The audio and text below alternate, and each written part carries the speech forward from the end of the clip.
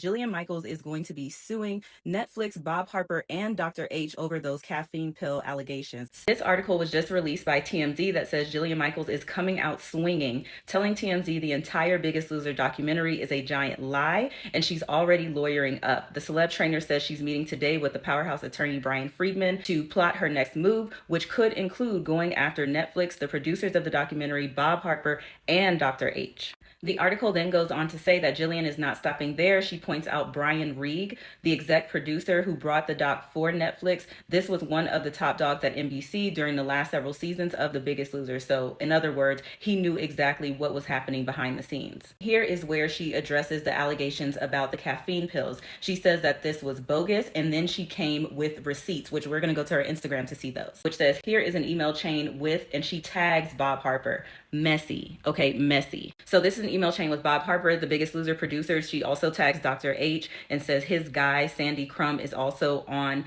this email chain, and that is the person who stayed on set to distribute the fat burners. He says that this is one of the many emails that shows, number one, Dr. H did approve of caffeine pills on many seasons of Biggest Loser. Two, Bob Harper not only knew about the caffeine pills, the Stackers fat burner were actually his suggestion, and I wanted to use my brand because they were cleaner and no more than 200 milligrams of caffeine, which she says is equivalent to a cup of strong coffee. Her next claim is that caffeine was never banned on The Biggest Loser. And then she says, wild how some folks lie like it's 1985 before texts and emails were a thing.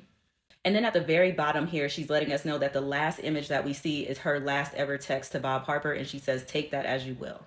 Now, this is important because if you watch the docuseries, you know after Bob had his heart attack, he says that he never heard from Jillian after that again. And I guess this is her response saying that she had attempted maybe to reach out to him. But also Bob had that heart attack, I want to say in 2017. But this text says, I really think it's of you to not even respond to my text. It's the kind of thing that always makes me so disappointed in our relationship. Now, this is the email that she had referenced. This is also posted on her Instagram. So we can see that this is coming to Jillian. It's coming from Mark Coops, who is somebody at NBC, and then we can see who's CC'd on the email. And it says, we just received the books and we'll be giving them out today. Sandy has the Electro Mix and bicarb. Do you still want Stacker 2 or 3? Remember, Stackers are the caffeine pills.